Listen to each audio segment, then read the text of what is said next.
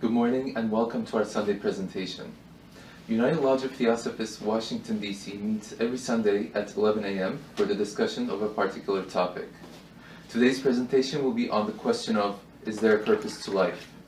And next week, the topic will be the path of progress. We also meet every first and third Sunday of the month at 12:30 p.m. for the discussion of a particular topic. And we're currently having roundtable discussions on the Bhavagad-Gita. United Lodge of Theosophists is guided by its declaration, which states the following.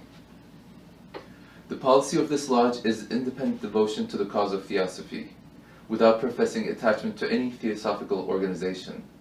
It is loyal to the great founders of the Theosophical movement, but does not concern itself with dissensions or differences of individual opinion.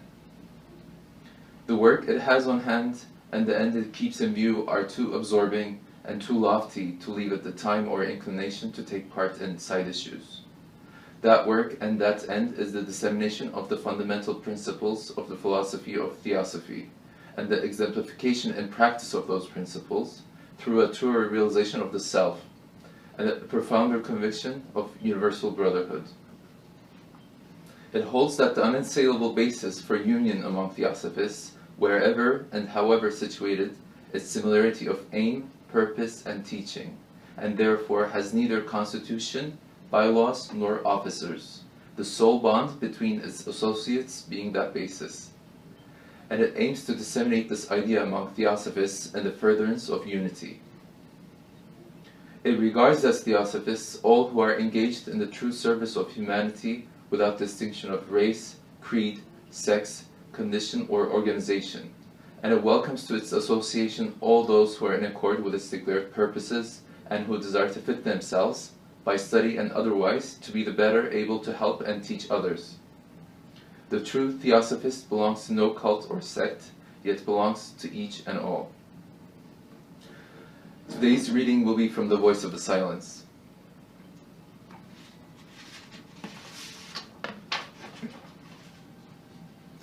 Thou canst create this day thy chances for thy morrow. In the great journey, causes sown, each hour bear, each its harvest of effects, for rigid justice rules the world. With mighty sweep of never-erring action, it brings to mortals lives of weal or woe, the karmic progeny of all our former thoughts and deeds. Take then as much merit hath in store for thee, O thou of patient heart. Be of good cheer, and rest content with fate. Such is thy karma, the karma of the cycle of thy births, the destiny of those who, in their pain and sorrow, are born along with thee, rejoice and weep from life to life, chained to thy previous actions. Act thou for them today, and they will act for thee tomorrow. 'Tis from the bud of renunciation of the self that springeth the sweet fruit of final liberation. To perish doomed is he who, out of fear of Mara, refrains from helping man, lest he should act for self. The pilgrim who would cool his weary limbs in running waters, yet dares not plunge for terror of the stream, risks to succumb from heat. Inaction based on selfish fear can bear but evil fruit. The selfish devotee lives to no purpose. The man who does not go through his appointed work in life has lived in vain. Follow the wheel of life, follow the wheel of duty to race and kin, to friend and foe, and close thy mind to pleasures as to pain. Exhaust the law of karmic retribution, gain cities for thy future birth. If sun thou canst not be, then be the humble planet. Aye, if thou art debarred from flaming like the noonday sun upon the snow-capped mount of purity eternal, then choose, O neophyte, a humbler course. Point out the way, however dimly and lost among the host, as does the evening star to those who tread their path in darkness. Behold Migmar, as in his crimson veils his eye sweeps over slumbering earth. Behold the fiery aura of the hand of Lagpa, extended in protecting love over the heads of his ascetics. Both are now servants to Niyama, left in his absence, silent watchers in the night. Yet both Inkalpas past were bright Nimas, and may in future days again become two suns. Such are the falls and rises of the karmic law in nature.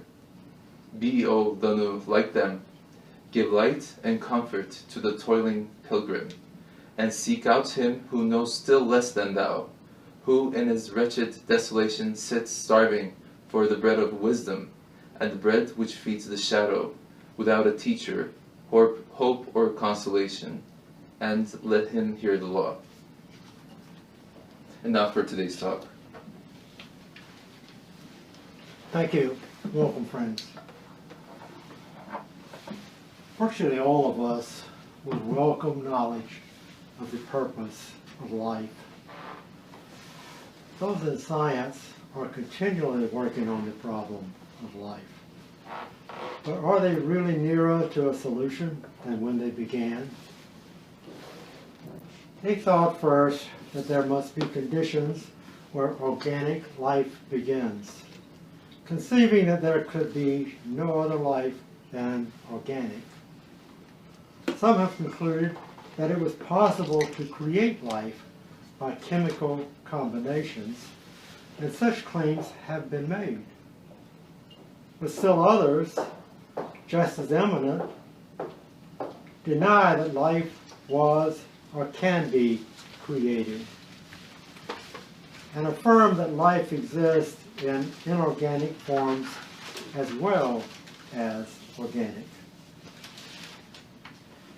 To a real student of Theosophy, all this striving looks very much like swimming against the tide. A useless and unnecessary task as far as the end in view is concerned.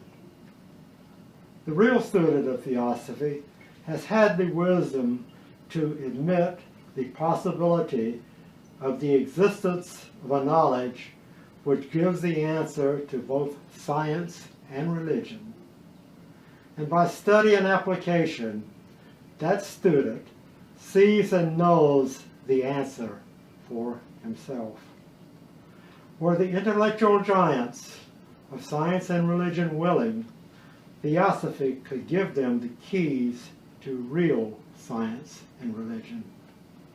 They could then be of great and permanent benefit to the world, be enabled to solve the problems that confront humanity and make possible an orderly and harmonious advance in civilization to a point not even dreamed of by the most extravagant visionaries. Those in today's science believe in law and evolution.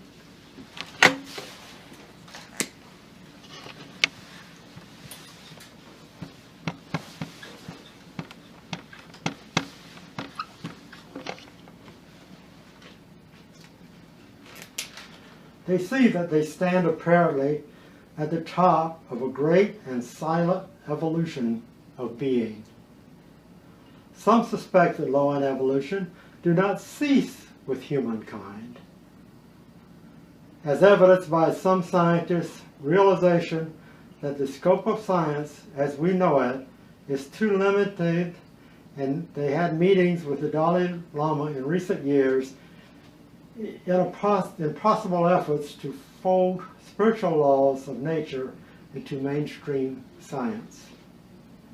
But the mainstream still tries to answer the questions of existence by searching for the beginnings of infinitesimal forms of life by applying law and evolution downwards, without for a moment taking into account that all beings above man have evolved through the ordinary man stage at some time in the incalculable past, and that above us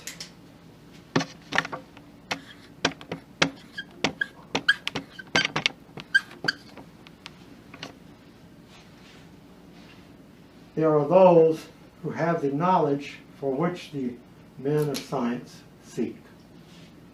It is true that at least one science in the last century, 19th century, made the assertion that there must be beings in the universe whose intelligence is as much beyond ours as ours exceeds that of the black beetle, and who take an active part in the government of the natural order of things. But is there any record that he or any of his kind made any search in that direction? One who has looked in that direction and found the key naturally wonders why such great minds did not do likewise. Is it pride in their own attainments, or have they determined to look in only one direction? If either, even a humble student may rightly question their scientific acumen, or their possession of the true scientific spirit. It may properly be asked, if this be so, why mention religion and science at all? This is because the great majority of mankind relies upon either religion or science. Asking for the bread of life, they received a stone. They blindly follow along, relying upon authority and acting as if they cannot think for themselves. What do we know in regard to the statements of science? Only what we read or are told. What do we know in regard to the claims of the various religions? Only what we read or are told. But in neither are we provided with means of verification. We are expected to believe. If there is any real knowledge as to the purpose of life, its truth must be self-evident.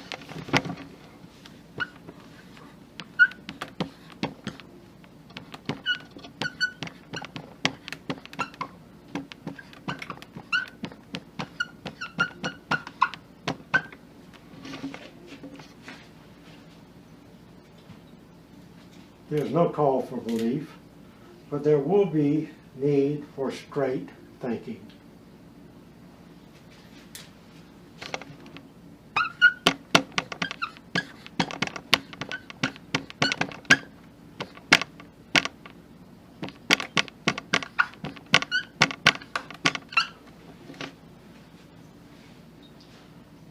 Let us take stock of ourselves. What do we consist of? Some will say body and mind, to which others will add soul or spirit. But a little thought will show that we are not body, for that is constantly changing from birth to old age. While we preserve the same identity, nor are we our minds, because we are constantly changing them. And no matter how much or how often we change our minds, the real we remain the same identity with undiminished power to keep on changing our ideas. This points to a something beyond mind or body, which is unchanging. Call it spirit, soul, consciousness, whichever term best suits your comprehension. But it is clear that change cannot see change. It requires the permanent to note changes. The reality in ourselves is to be found in this permanent consciousness.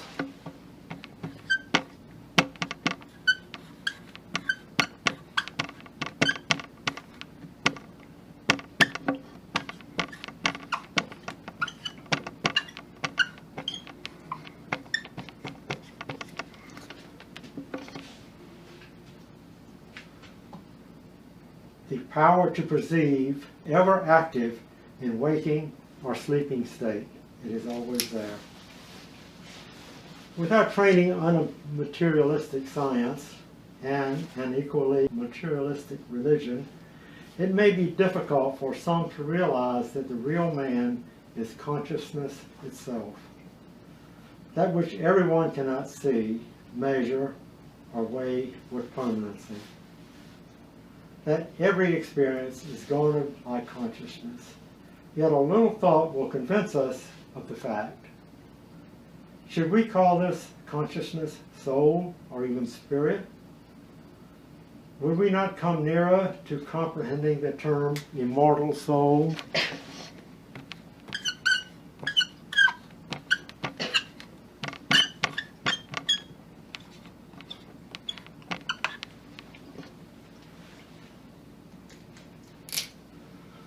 Theosophy, also called the science of the soul, shows that man is a soul, that all nature is able to perceive or feel things, that the vast universe is not formed of collections of atoms fortuitously thrown together, but that down to the smallest atom, all is soul and spirit, ever evolving under the rule of law, which is inherent in the whole, and that nature exists for no other purpose than the soul's experience.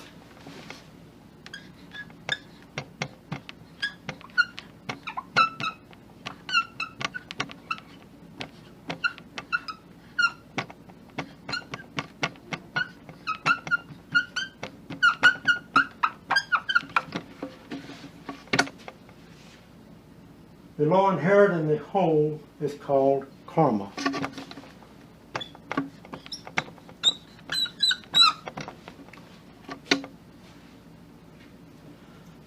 This means action and reaction, cause and effect.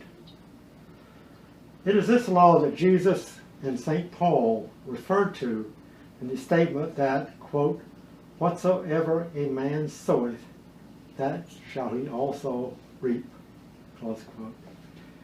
The converse of this saying is true, that whatsoever a man reaps, he must have sown. This means that law rules in everything, in every circumstance, and that rigid justice rules the world. This statement about karma would be meaningless if there were but one physical life for man.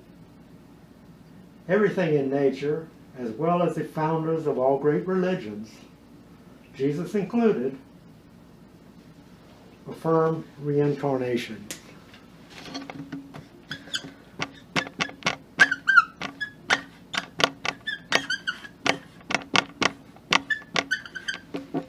The twin doctrine of karma. It's the process through which the soul passes and by which growth is attained. So, to mention a few examples in nature of the universal process,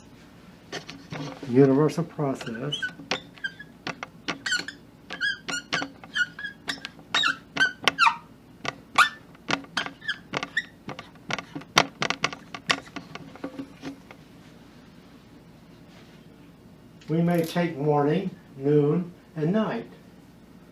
After night comes morning again. Spring, summer, autumn, winter. After winter comes spring again. Birth, youth, manhood, death. After death comes birth again.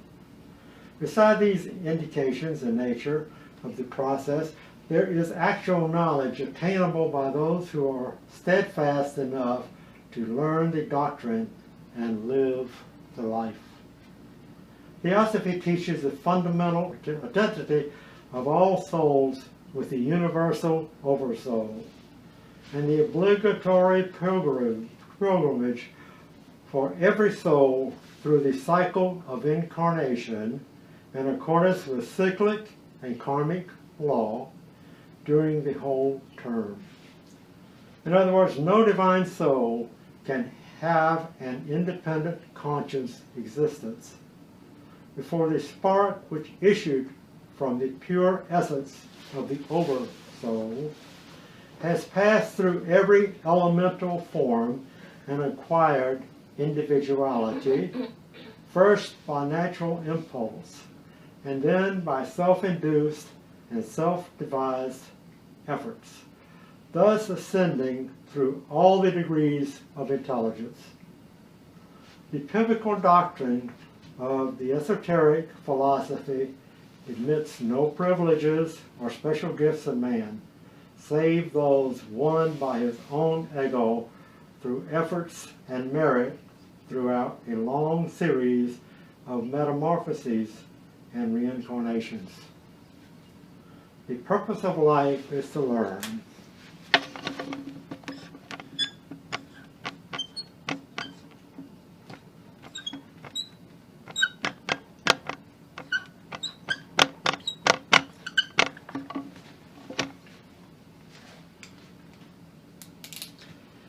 It is all made up of learning. Our place and condition in life is a reaping of what we have sown. And we are receiving our just dues, whether in good or evil case. We all spring from one great source and are all traveling towards the same great goal, although the path varies with the pilgrim. Recognize this, we should strive for knowledge and strength.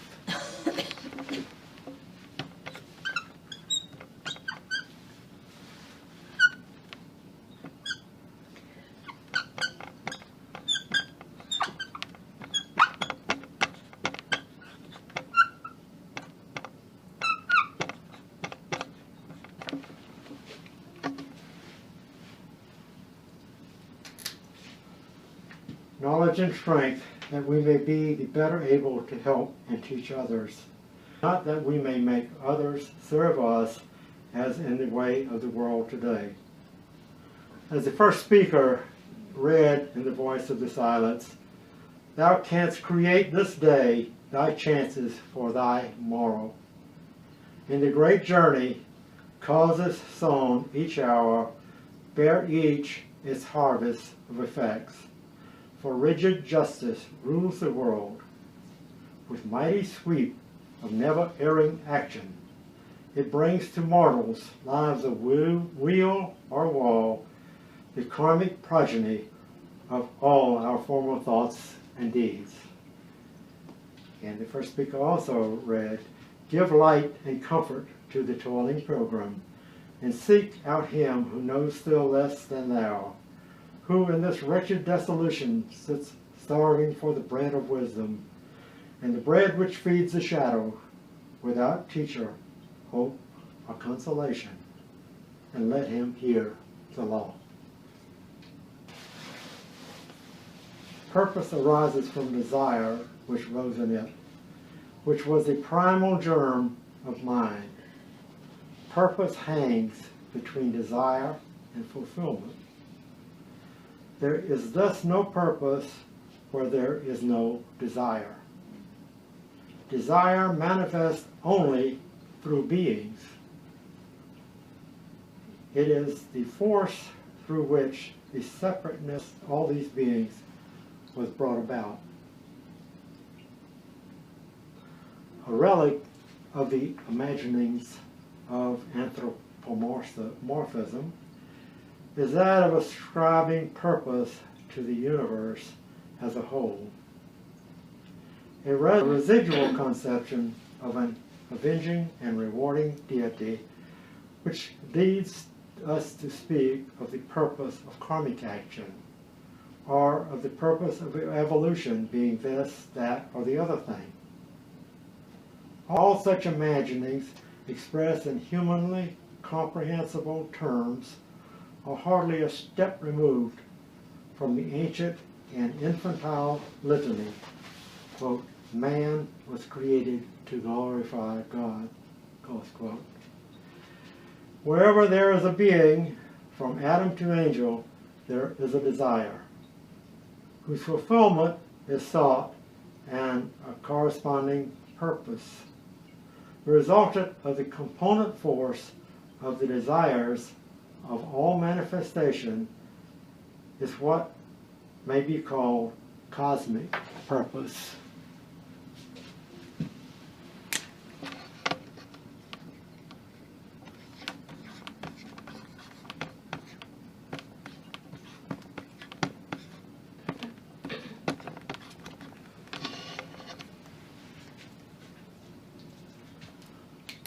Cosmic purpose is a purpose which has a certain unity for each sphere of evolution, a purpose which may be studied or modified according to the will and power.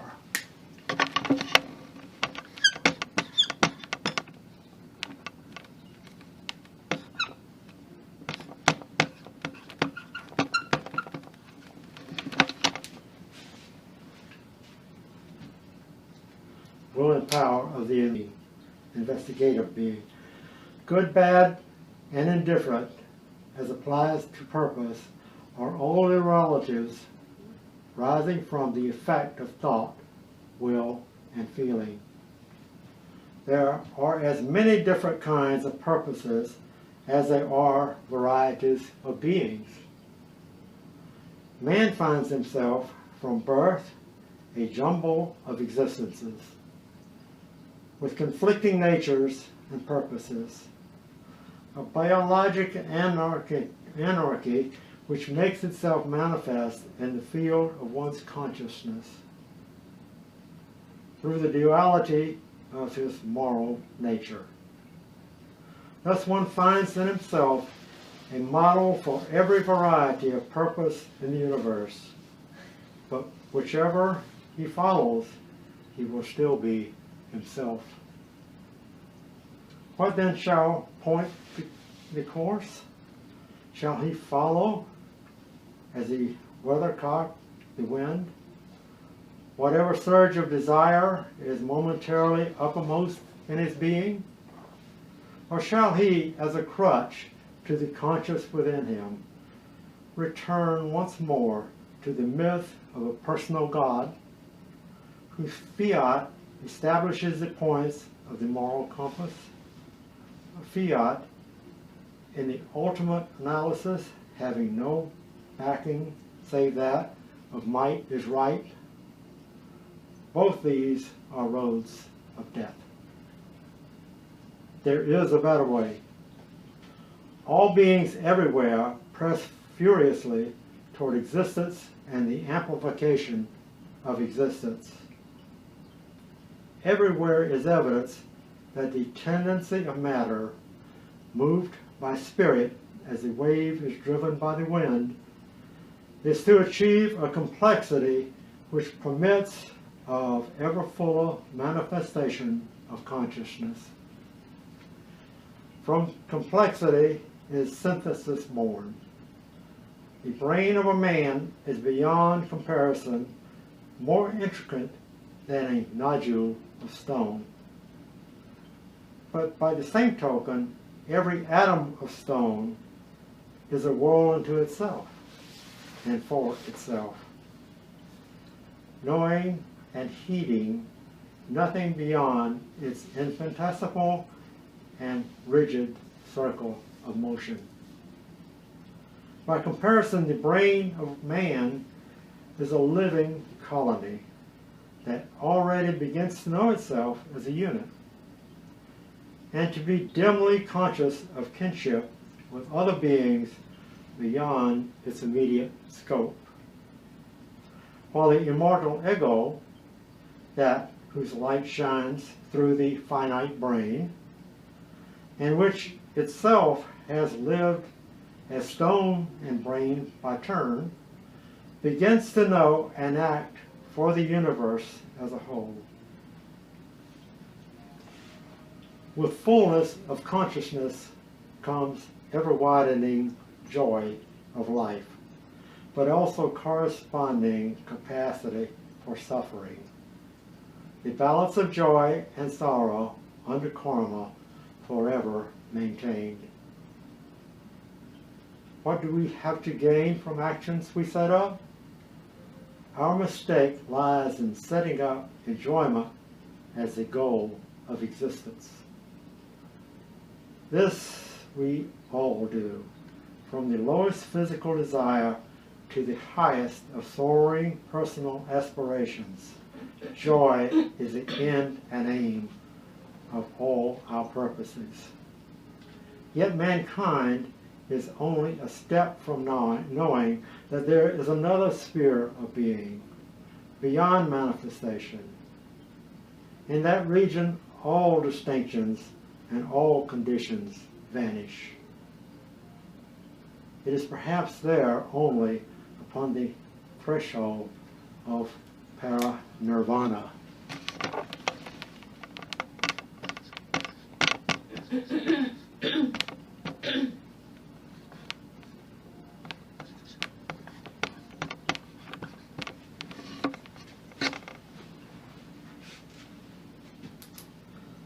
That life becomes in full its own justification. Nevertheless, everywhere and at all times, the light that is the life of man shines forth.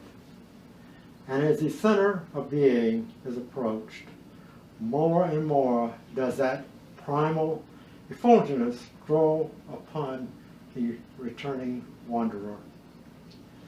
The wanderer who returns through and with all other beings. Something of this radiance is visible at the very beginning of the path approached by age-old precepts of justice and kindness and well-doing, of love for all beings, and of self-identification with the universe. To humanity in general, life refers only to physical existence with its functional and brain operations, and to consciousness as that only which is exhibited through the body. Life and death are the great mysteries, and must necessarily be so, as long as denial of everything but the evidence of the senses is persisted in by those who take for their basis of knowledge materialistic science or dogmatic religion. To such, existence before birth in a physical body is absolutely unthinkable. And to many, the departure of the breath from the body ends both life and consciousness. The ancient wisdom religion, the accumulated knowledge of the past ages, gives a logical and consistent solution to these so-called mysteries, and shows that while there may be moving things unknown to us, yet there is nothing in all the worlds that is unknowable. With regard to life, it points out that consciousness and life are coexistent and co-eternal. And there are many states of matter in which life and consciousness are in fuller play than in the physical state. That the latter is gross and conditioned in comparison with the states that preceded it, and from what place our source originated. Without this knowledge, man seeks to attain happiness in the varied impressions which are receivable in physical life. This is true to such an extent that the ordinary life might be summed up as the fervent seeking of opportunities to obtain pleasurable impressions and the anxious avoidance of disagreeable ones. One living this kind of life is sooner or later confronted by the stern fact that pleasurable and impressions, when once obtained, cannot be maintained. That they try as they will, disagreeable and painful ones cannot be avoided. Seeing no reason for this, knowing no other life, and finding himself the apparently helpless victim of circumstances, he decides that life is useless and meaningless. But with some knowledge of theosophical principles, a new light dawns upon him, and he perceives a meaning and purpose in life. He recognizes the truth and the essence of his being, and that of all others is the same. That life and consciousness exist in all forms, and upon all planes. That life on any plane is but consciousness and action.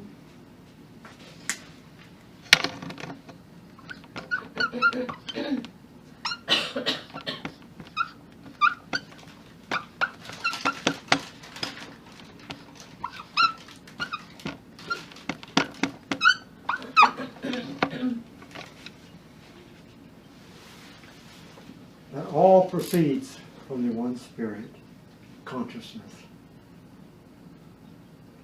life. That he himself stands endowed with the qualities of creator, preserver, and regenerator. I'm running out of places to write.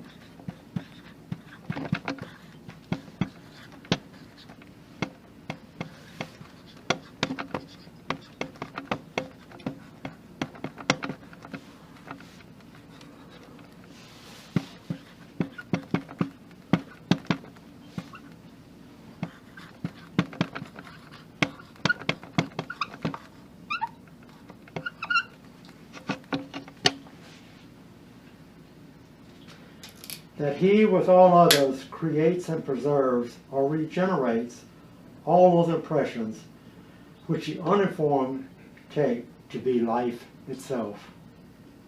He sees that each form and each kind of consciousness is a manifestation of the one life consciousness, the result of a grand evolutionary process, which from the most elementary individuality approaches divinity in ever-ascending steps. To him, every form of consciousness below man is divinity veiled.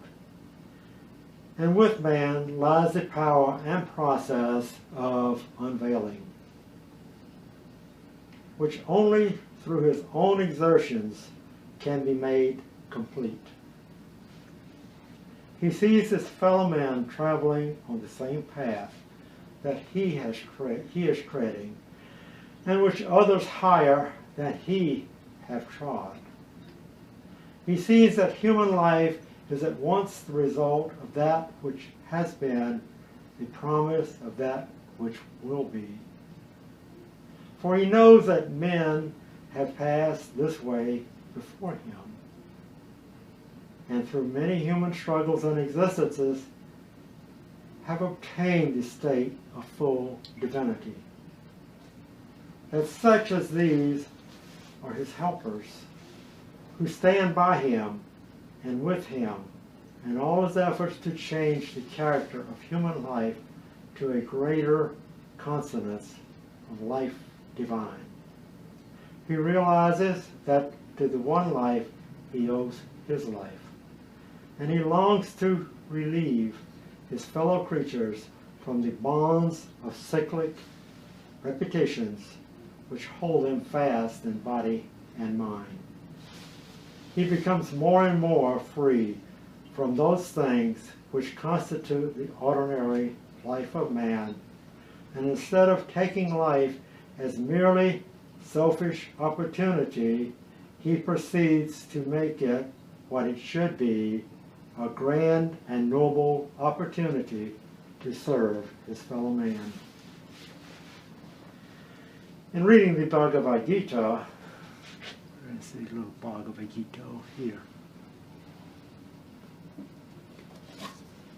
It's a slow book. We find that its trend is in the direction of freedom from rebirth.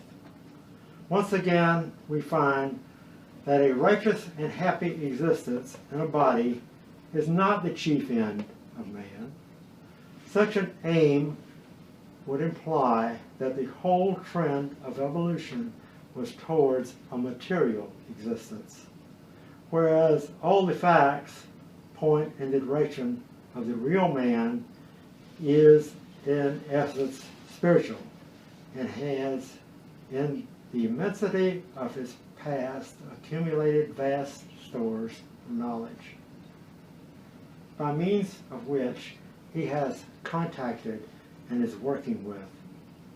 what is generally called matter, but which is in reality the intelligence and embodiment of entities of a much lower kind.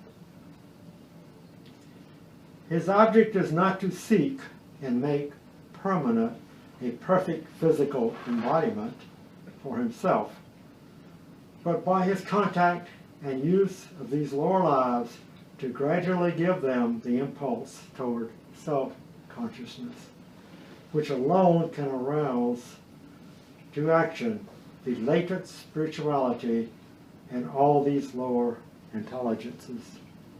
The word spirituality does not mean a hazy, indefinite condition, as many regard it, but an intimate knowledge of the ultimate essence of everything in nature.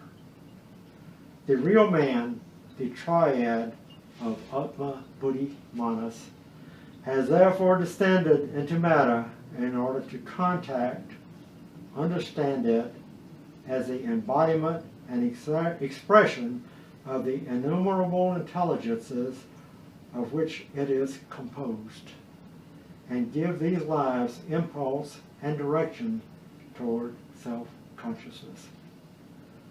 That he has failed to carry out, as he might have done, the initial self-sacrificing purpose is due to the illusions pertaining to an existence of perceiving and responding to sensations in which he has become involved by setting up causes which inevitably, under karma, keep him fluctuating between birth, death, Kama-Loka, Devachan, and a continuing series. The freedom from rebirth, of which the Gita speaks, is obtained by setting up causes born from an understanding of man's real nature and mission, and action on the basis of that understanding while in a body.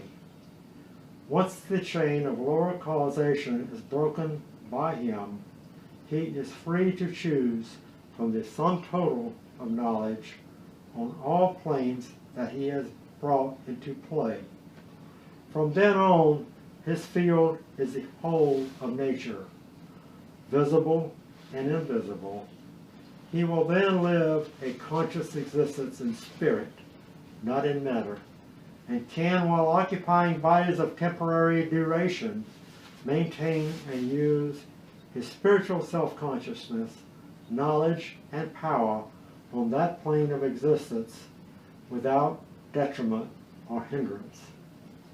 Such are the results of freedom from rebirth that the Gita talks about, instead of loss, as so many imagine. It means immeasurable gain. The goal is worthy of all effort. That concludes the planned presentation. I'll open it at this point to any questions, comments. We said a lot, I know. This is a general sketch of Theosophy, really, is what we covered today. You spoke of the soul. I guess you were referring to the pilgrimage of the soul through our life cycle. You said that there's an impulse that we follow, and then we have to do the work, self-induced, self-effort. I'm not clear on that. Is that in reference to why we're here? You said the purpose is to learn, to gain knowledge, to gain strength. Is that in relation to that? That impulse and then the self-induced self-effort, pilgrimage of the soul? Or isn't the soul perfect from the beginning to the end? I'm not clear on that. Yeah. Could you take a picture of the board, please? I'll erase it.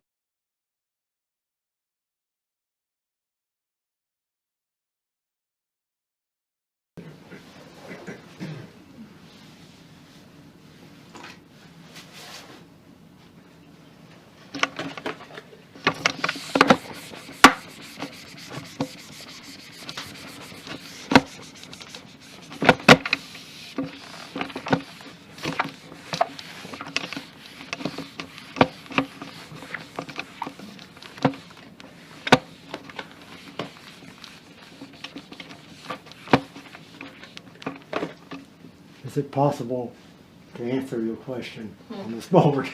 We'll give it a try. Okay. There's the first logos we're talking about here. Undefinable. It's the reason why it's not. You can't just put it on anything. Okay. If you put it in words on paper,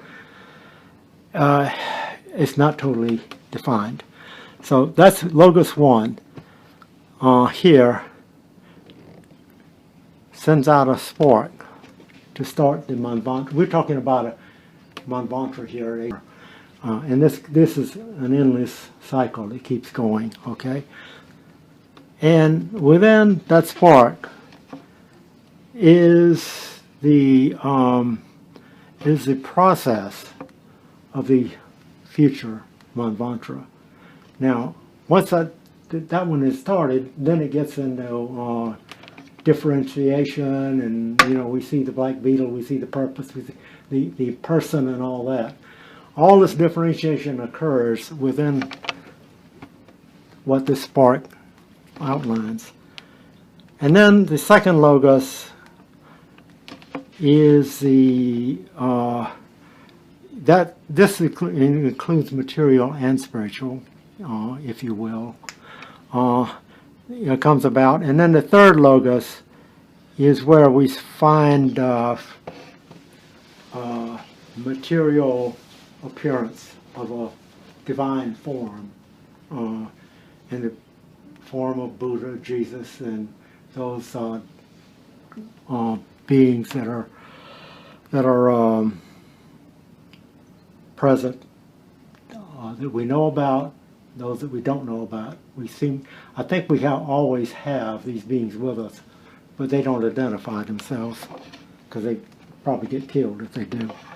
Okay, and then out of all these, I'm getting into cycles right now a little bit because we are into the cycles, I guess, right here. Okay, all the monads go from evolution to evolution and so forth, and they start coming out here. Those that have not gained experience in matter, and they go down into matter. Okay, and right here there's spirit, more and more into matter.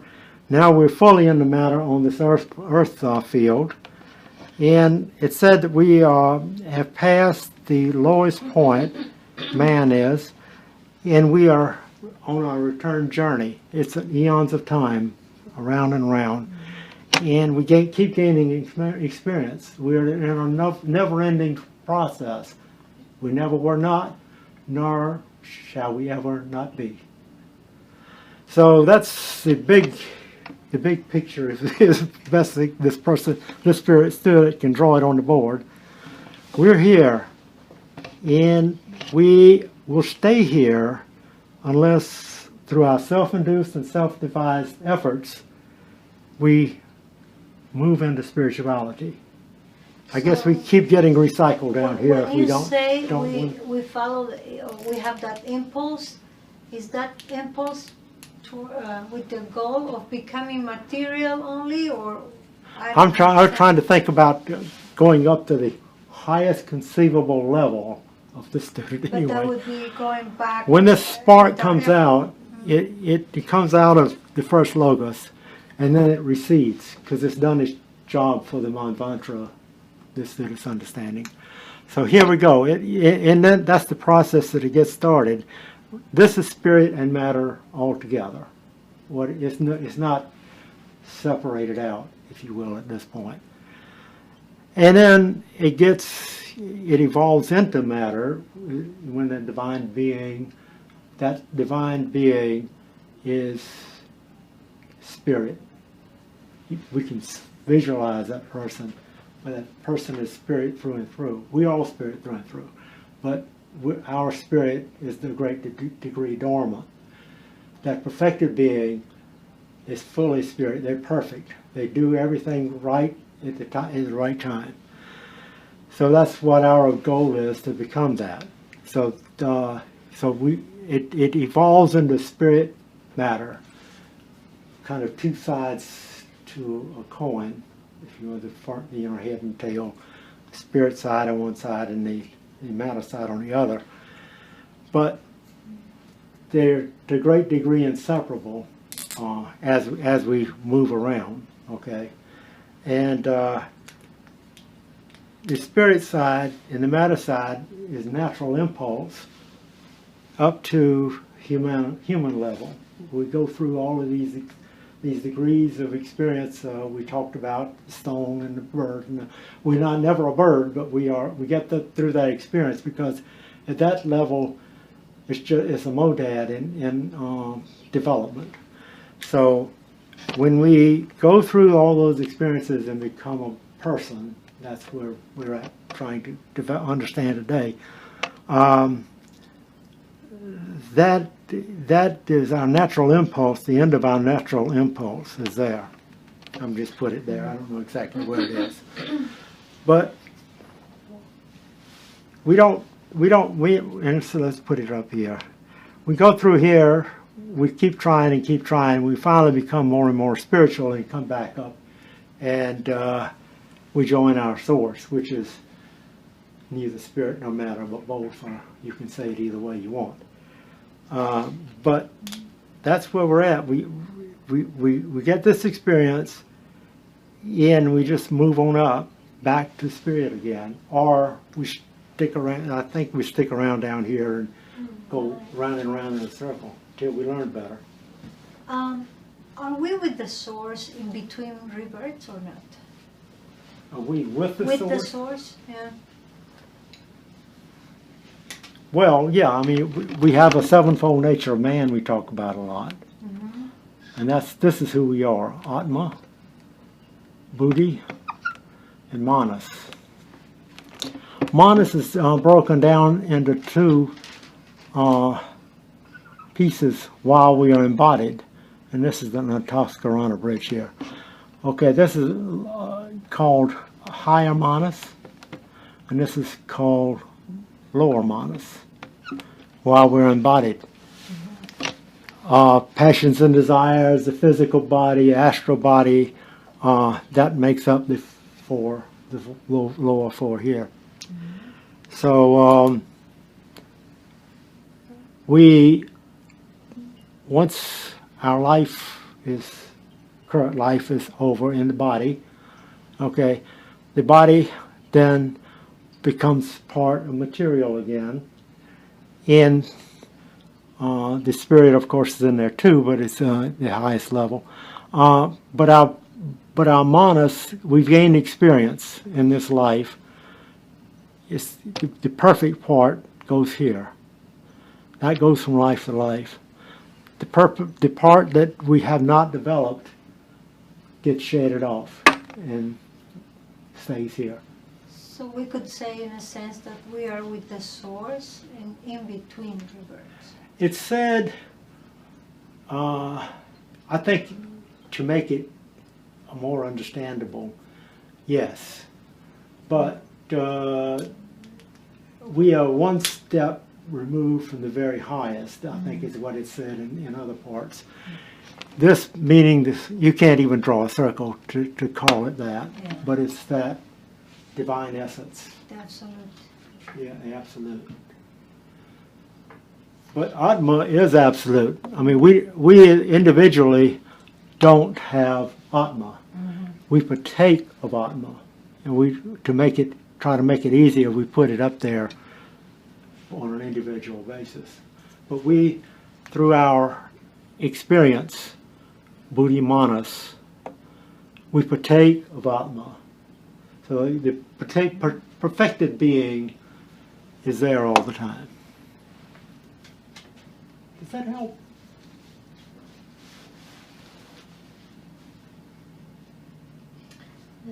It's interesting because just maybe yesterday or the day before I was reading a book where it mentions Atman. And then I looked it up on the web, and although I didn't get it completely because it's a very, it takes years to study this, but one of the things that it said is that Atman can be also understood as your higher self. Exactly. Is that right? Yes. Because, but then you're not. But then But I think what I you're mean, saying this is your higher self right here.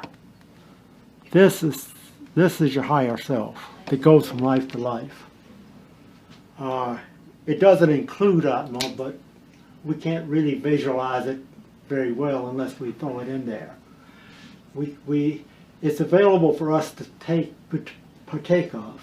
Yeah, that's what I And didn't to understand the before. degree that we have developed this part, the higher manas, we can partake of it.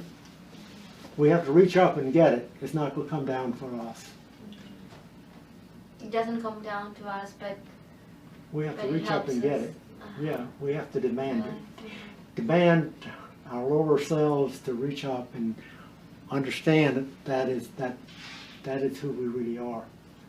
And That that's where never changing. desire, I guess, what you mentioned, desire Passions and desires is and what moves you. all those things that seem to get in the way. I mean, those are our learning opportunities while we're here.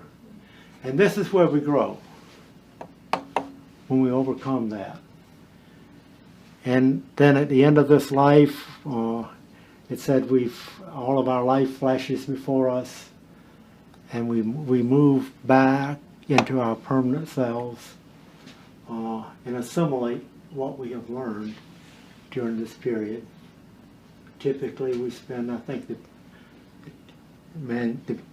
numbers can be misleading because 1,000 to 1,500 years in these states of non-embodiment, and come back, and we choose to come back to try it again because we realize we haven't fully mastered everything. And once we master everything, the Buddha in us chooses to be a permanent part of this higher, okay, or chooses to return to man to try to help them along. So that's a choice that we have to make. And like I say, put a number of years on it until we go through this process.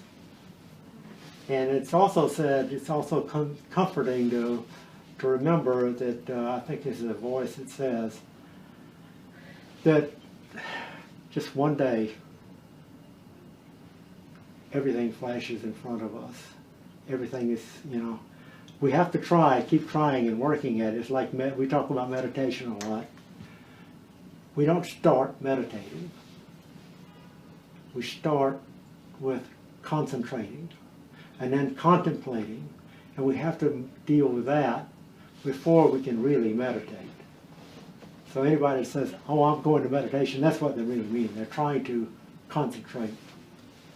This student is about there, trying to learn to concentrate. But it will come, but we have to be steadfast, stay with it, and throw away those doubts that just because I didn't transform into the spiritual world during my period of meditation, it didn't work. Because it can take lifetimes to learn to do that.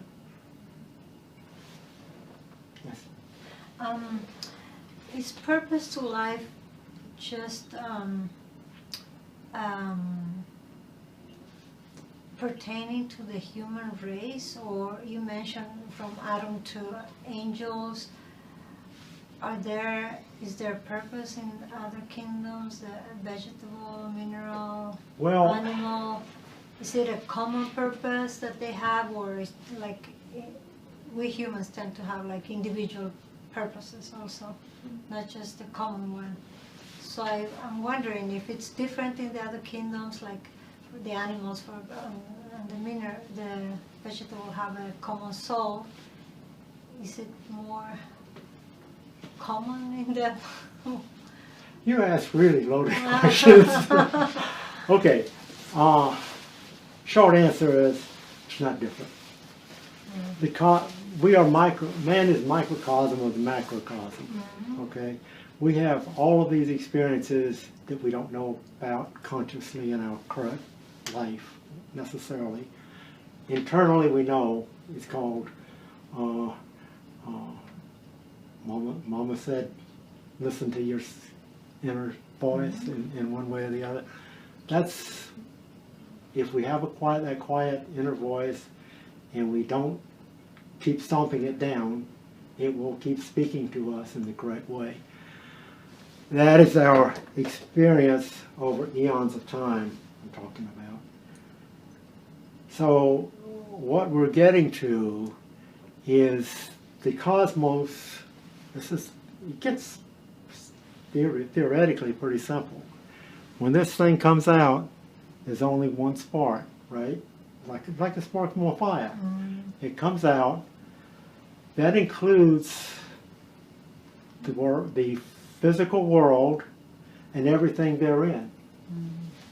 So yes, from a highest macro perspective, it's all one. And then when you start working it down, we find parallels between the cosmos and man. It said we are microcosms of the macrocosm. So, to one degree or the other, man is the highest life, is said, on earth. Okay, so man is here being responsible for our environment and everything therein, the animals of the field, etc., etc. And we're not supposed to abuse them, you know. We're not supposed to abuse our environment. We're not supposed to abuse anything else that we're responsible for. We're stewards. Yeah, it seems to me that being individuals and acting individually works against us, against the common purpose. Acting separately, yes. Yeah, if we think about just ourselves and getting through this day, and everybody's got to put food on the table. But that's not the all. That is very, very little. We got to take care of ourselves. We got to take care of our family. We got to take care of this earth, all the way up. It talks about individual responsibility, and in this vast teaching, it talks about community responsibility, family before community, and then community, national, and world. It's all covered. Unbelievable we could put all that in one book, but we put the dot. I think the dots are in here. HBB put all the dots. She said she didn't. It was not her brain, from her brain. It was from the masters of wisdom. It was basically dictated to her, the way she explained it to us. I was the writer. I was not the author, she said. So, yeah, you got to try to keep it simple and break it on down. And our thoughts and actions today, if we work on trying to improve them, we'll keep making mistakes, and there's opportunities to learn.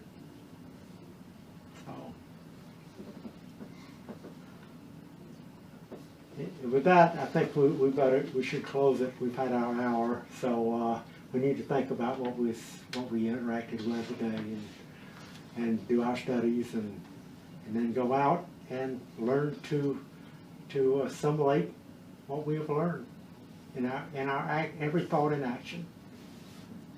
Thank you for joining us.